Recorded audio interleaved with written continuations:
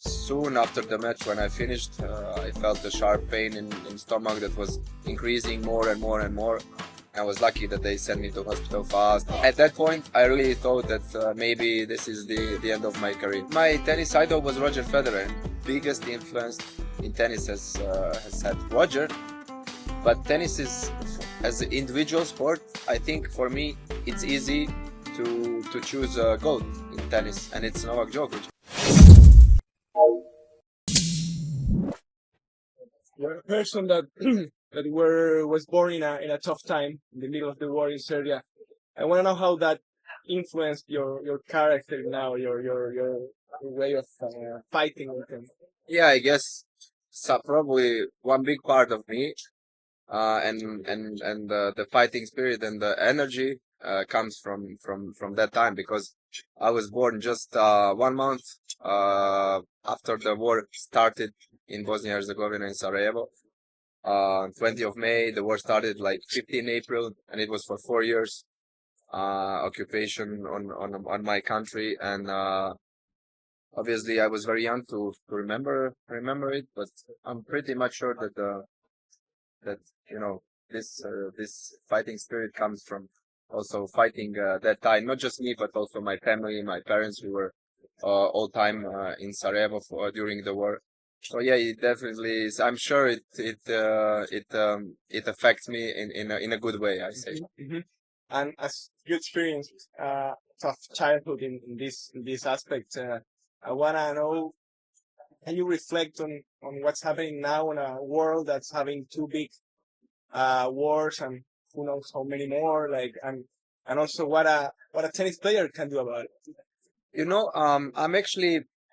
I always say that I don't understand why we have in today's time, why we have wars, why there is a war between people in 2025. But I guess it will always be something. There will always be people that don't want peace, unfortunately. I mean, as I said, I'm a war kid, and I would never like anybody to go through it. But also, I wish peace to everybody in the world. But I guess sometimes it's just it's impossible. My mind cannot understand it, but it looks like it. I mean, I think we are not just the tennis players, but the athletes all around the world. We are trying to share peace, and we are trying to share, love, and to connect people together, but not to separate them at any way, and not to have any conflict between the people. But guess not everybody wants war, and not everybody is accepting it, unfortunately. Mhm. I also want to take you to another tough period of your life. Just a couple of years ago, you were in the hospital, very close to, I don't know, To die, to even die, to right? die. Can you tell me a little bit about it? Yeah, well, it was very sudden, and it happened all very fast, and it was at Roland Garros, 2022. So after the match, I played with Fernando Velasco, and soon after the match, when I finished, I felt a sharp pain in stomach that was increasing more and more and more. And at some point, I understood that something is wrong, that it's not the pain that you can just take it like that, and not something that comes very fast. And after consultation with the doctor at the side, I was feeling even worse and worse, and they sent me to hospital. I was lucky that they sent me to hospital fast, and that I did all the researches. I had the inflammation of pancreas, which was a very very tough one, very very hard one, and the people at the hospital in France, the doctor actually that was curing me told me that I'm lucky that I'm young, and healthy person, and physically in a good shape, because somebody with this kind of inflammation, person that is maybe older, can die of it. And yeah, it was tough period, but I I overcome it pretty fast. I came back to tennis court only 4 months after it happened, which was really fast. and I was, I was happy that I'm able to have normal life, to be able to play tennis.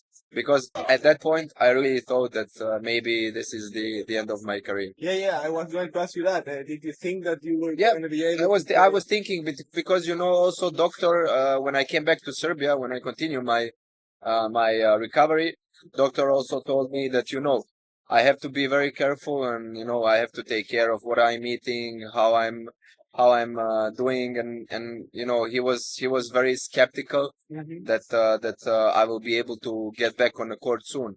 So if it gets if it goes for a very long time, then I didn't know if I'm going to continue. I didn't know how I'm gonna feel. I had 11 kilos less in just few days, and on my height and on my weight, I think it's a lot, because I have normally 66 or 67 kilos. I had only 55 at that point, and it was a tough period, but I think after that, I really when I started playing tennis again, I was enjoying more in tennis, and even now, when I think of that period, I'm happy that I have a, let's say, second chance. Yeah. Did you have big support from the tennis world?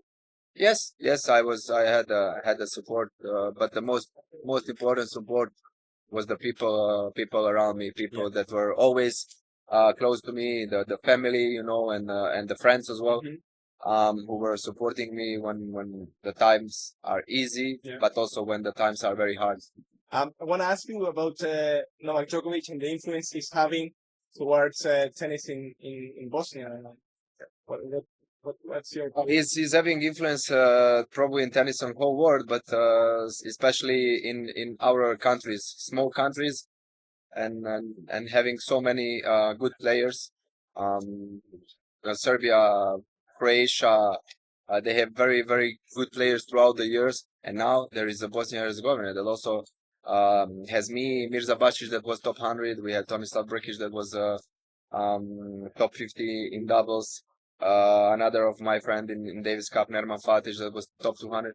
For this kind of countries, very small countries that were going through war and through tough situation, I think it's big achievement and big result. And his influence was always big, because I think we all understood that if you can be somebody who won 24 Grand Slams, who was number one for 7 years, and who had this kind of result coming from small country, I think it also pushed us a little bit, and through our career, it was also giving us probably some boost, that we can do it. We are coming from small country. We are coming from country that doesn't really have a good facilities, doesn't have we don't have a support from it.